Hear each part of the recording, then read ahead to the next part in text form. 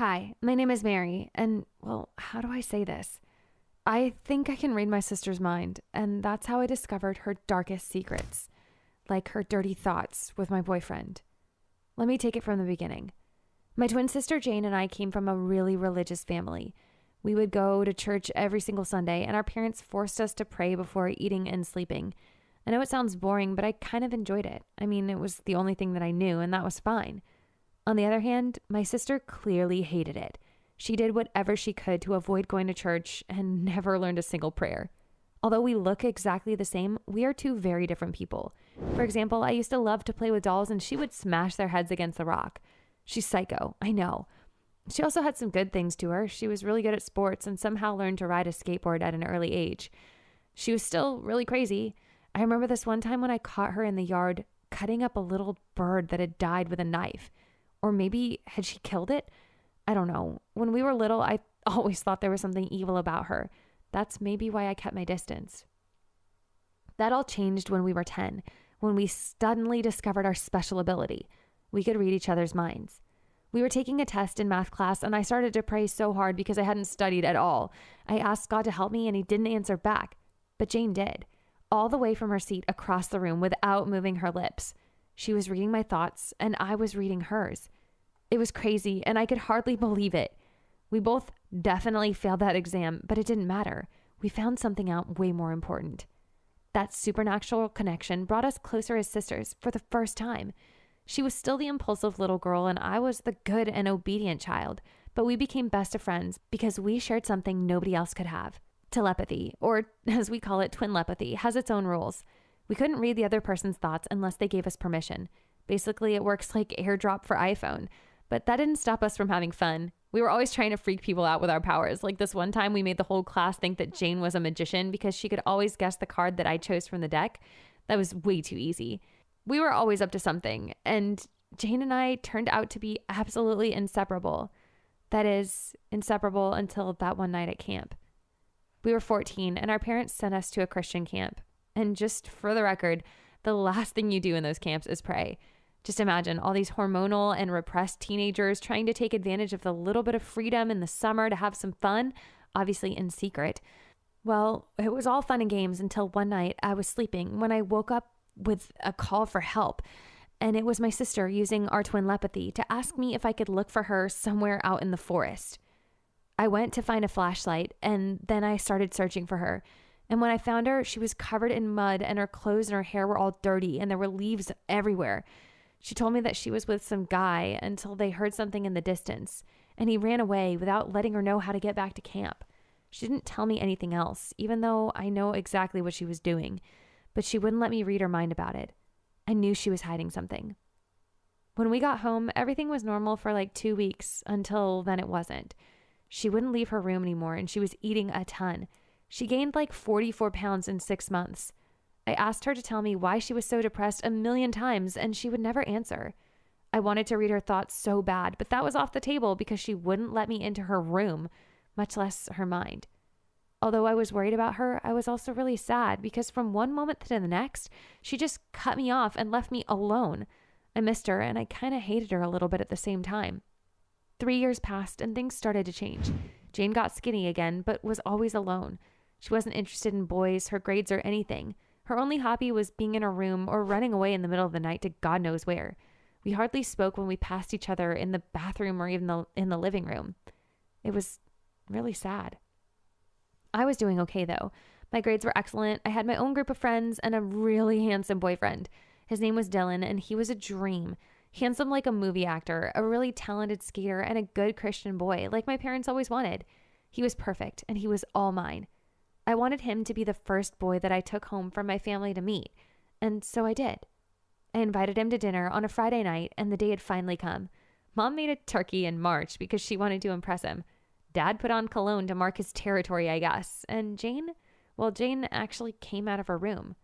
I was nervous, but I was also excited. I didn't know if my family was going to like him or not, but I was really confident in how charming he could be. And I was sure that even Jane would like him. And boy, was I right about that last part. Dylan arrived and dinner went great. He was so smart and super kind with my parents. They loved him just as much as I did. Jane didn't really pay much attention to him until my parents asked Dylan what his goal in life was, and he said to skate in the X Games. Then her eyes sparkled. The next minute, they started talking about all the best skaters, how to perform tricks, and other things that I have no idea about. It was the first time I saw my sister smile in a long time, and even though I was happy that Jane liked him, I'll admit I was also getting a little bit jealous. You know how guys are now. He was probably imagining some whole sexy scene in his head, which involved me and my twin sister. But it turns out that it wasn't him I had to worry about. No, it was my evil twin sister. Jane totally changed after that night. She was happier than usual and was texting all the time, even at dinner. I felt like something strange was going on. It couldn't be a coincidence that after talking to Dylan, she was smiling all of the time. But since I couldn't go into my sister's mind, I had to go into my boyfriend's phone while he was taking a shower. I found a conversation with my sister, but there was nothing suspicious. They were talking about the X Games and stuff like that. The only odd thing was that she texted him all the time, asking him the same things. It was like she couldn't stop talking to him. I needed to know more, so I went into my sister's room looking for a diary or something where she would write about her teen angst or whatever. I guess because we're in the 21st century, nobody uses diaries anymore because I couldn't find a single thing. But when I was on my way out of her room, something that was in her closet caught my attention. She had one of my shirts, a sweater that I thought was lost, and my favorite pair of pants. I couldn't understand why she'd taken all of these clothes without my permission. That night, I waited for Jane in her room to confront her about taking my clothes and texting my boyfriend. It wasn't until midnight that she arrived drunk. I wanted to try to get to the bottom of this, but Jane could barely talk. I asked her, "Why do you have my clothes in your closet?" And without moving her lips, she answered, "It's not your problem." I realized I could read her mind because she was drunk. Although I know it was wrong, I went ahead and asked her, "What do you think of Dylan?" Verbally, she said back, "He's nice," but in her mind, I could clearly see what she was thinking. His arms are nice. His tongue is nice. His butt is nice. I felt sick and I ran out of the room. I was back in my room crying my heart out. Why would Jane do this to me? She abandoned me before and now she's betraying me. That's not what a sister does to one another.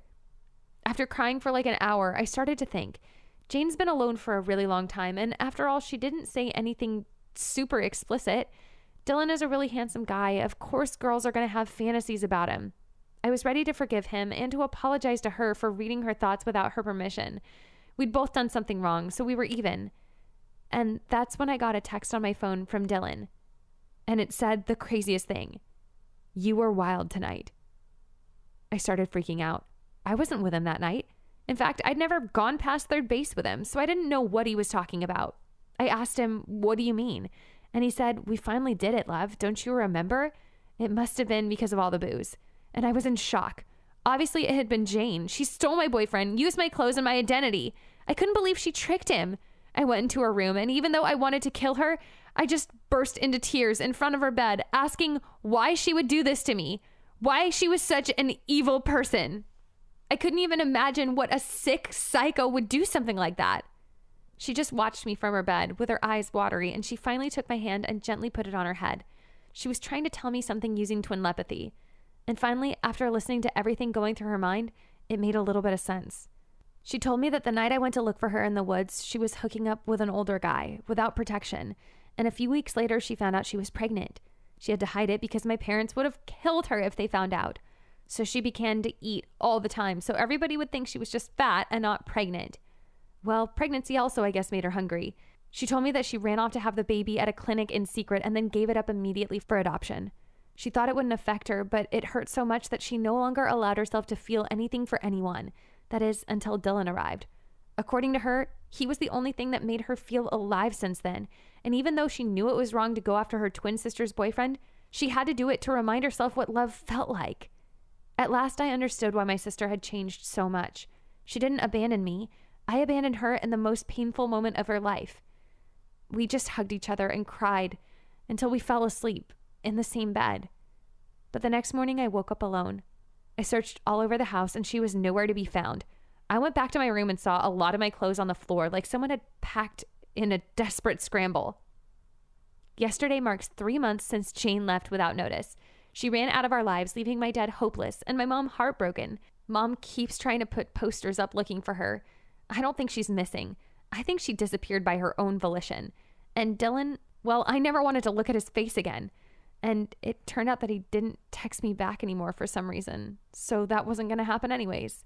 A couple of days ago, I tried to open a TikTok account with my name, and the app said that the username was already taken.